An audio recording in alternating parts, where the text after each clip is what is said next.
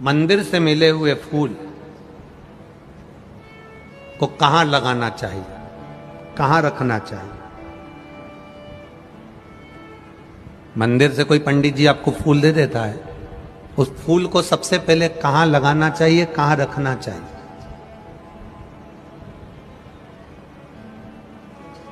मंदिर गए, पंडित जी खुश हो गए, ब्राह्मण देवता प्रसन्न हो गए, उन्होंने मंदिर में से तुम्हें फूल उठाकर दे दिया। इस फूल को कहां लगाना चाहिए, कहां रखना चाहिए? शिव महापुराण में, लिंग पुराण में, पद्म पुराण में, स्कंद पुराण में पुष्प का भी वर्णन है कि मंदिर से मिला हुआ पुष्प नयनों से लगाकर, हृदय से लगाकर अपने कर्ण में लगाया जाता है, कानों में लगाया जाता है।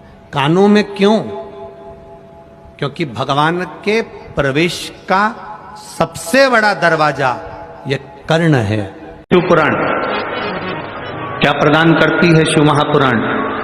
शिव महापुराण की कथा में स्वयं वेद व्यास जी ने लिखा, उमाखंड के अंदर जो जीव भगवान की कथा को श्रवण करने के लिए शिव महापुराण के पंडाल में पहुंचता है और हृदय से कथा का रस स्वादन करता है, जिस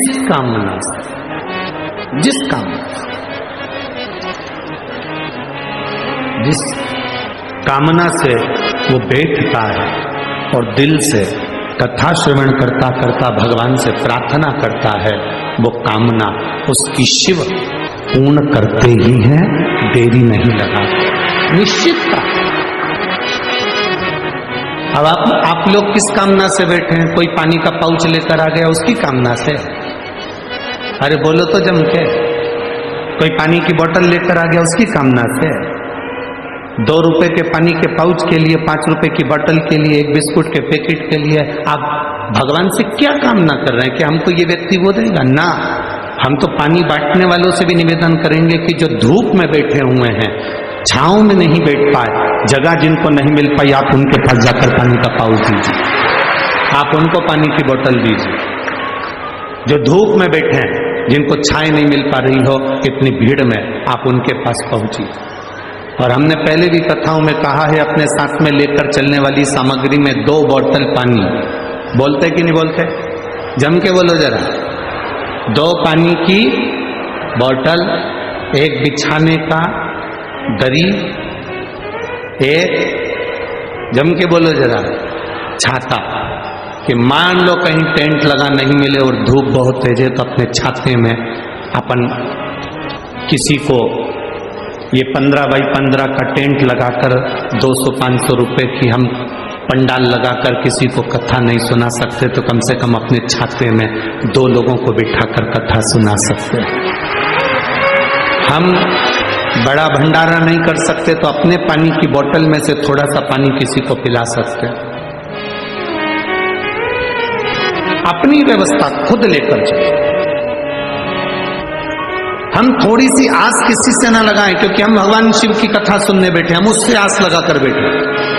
हम जितनी देर कथा में बैठे उतनी देर हमें उस परमात्मा से आस लगाकर बैठना। शिव महापुराण की कथा तो यहां तक कहती है कि मंदिर में भी जाओ, शंकर के मंदिर में भी दर्शन करने जाओ भगवान शिव के, और तुम्हारे पास में पर्स नहीं है, तुम्हारी जेब में पैसा नहीं है, तो पड़ोसन से मांग कर चढ़ाना मत। आरती में भी 1 रुपया पड़ोसन से मांग कर मत चढ़ाओ। भगवान के सामने भी 5 रुपया 10 रुपया पड़ोसन से मांग कर मत चढ़ाओ। भगवान को बड़ा बुरा लगता है जैसे सास तुम्हारे साथ में है और तुम पड़ोस कि काकी से कहो काकी मुझे 200 रुपए दे दो, और सास से नहीं मांगो तो सास को बुरा लगता है। उसी तरह भगवान के मंदिर में, भगवान के सामने तुम पड़ोसन से मांगकर आरती में पैसा चढ़ाओ या भगवान के सामने पैसा चढ़ाओ, भगवान ये नहीं चाहता। भगवान कहता है तेरा पिता मंदिर के अंदर बैठा है, तू एक बार मुझसे कहता तो मैं तुझे देता, तू मुझसे तो बोलता, तू मुझसे कह नहीं रहा, कोई आस मुझसे लगाई नहीं। तुम बोल बम का नारा है सारी समस्या का हल, तुम मुझसे तो आस लगा, हम दुनिया से आस लगा कर बैठे। और जिस दिन हमने परमात्मा से आस लगाई उस दिन हमारी जिंदगी की सार्थकता सिद्ध हो।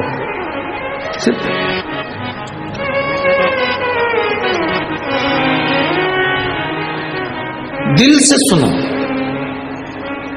थोड़ी फाइल मोटी होगी, कष्ट ज्यादा होंगे, तकलीफें होंगी, थोड़ा समय लग सकता है कष्ट को मिटाने में। पर अगर आपने एक लोटा जल देवादिदेव महादेव को चढ़ाना प्रारंभ करा है तो वो जल खाली नहीं जा सकता, वो जल खाली नहीं जाएगा।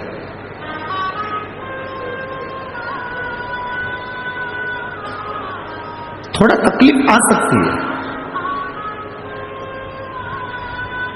चाहे वो विकलांग पैदा हो, पर जो शिव ने सोचा, रोती हुई सुजाता हाथ में जल लेकर महादेव को समर्पित करती है और चरण पकड़ लेती है।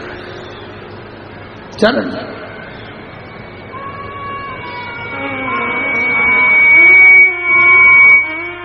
चरण पकड़े सुजाता।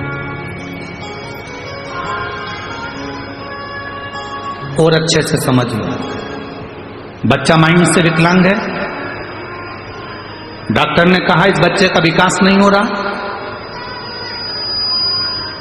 बच्चे की बुद्धि काम नहीं कर रही है,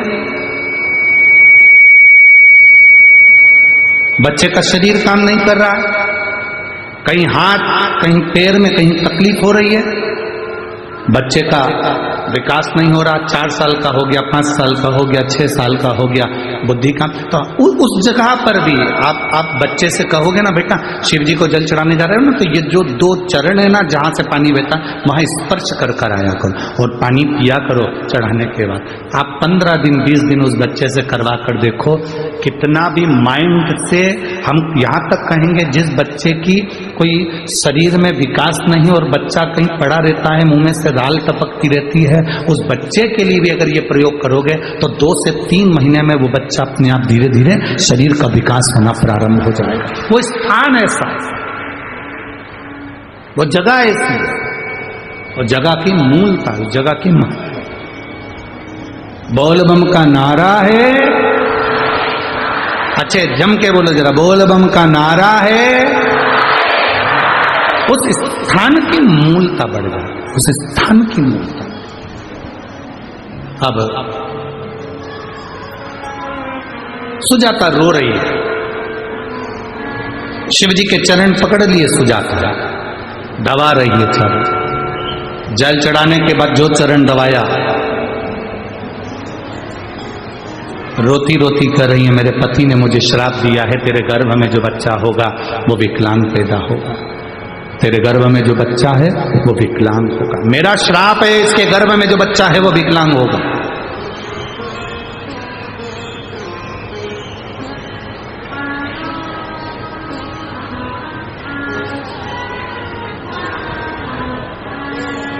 शिव कृपा करें। सुजाता आंखों से आंसू बहा रही है, नैनों से नीर बह रहा है, रोती जा रही है, भीतर से अश्रु बह रहे। बाबा देवादिदेव महादेव सुजाता के सामने प्रकट हो। क्यों रो रही है? तेरे पति ने तुझे श्राप दिया, तेरा बच्चा विकलांग होगा, इसलिए चिंता मत कर, टेंशन मत ले। हाँ, तेरे पति के श्राप से तेरा बच्चा विकलांग तो होगा, पर मेरा वर है, तूने मेरे चरण का स्पर्श करा। रोज जल चढ़ाने के बाद तू मेरे चरण को स्पर्श करती है, इसलिए तेरा जो गर्भ में बच्चा होगा वो भले विकलांग होगा, पर संपूर्ण विश्व का कल्याण पैदा होगा, संपूर्ण विश्व का कल्याण करना।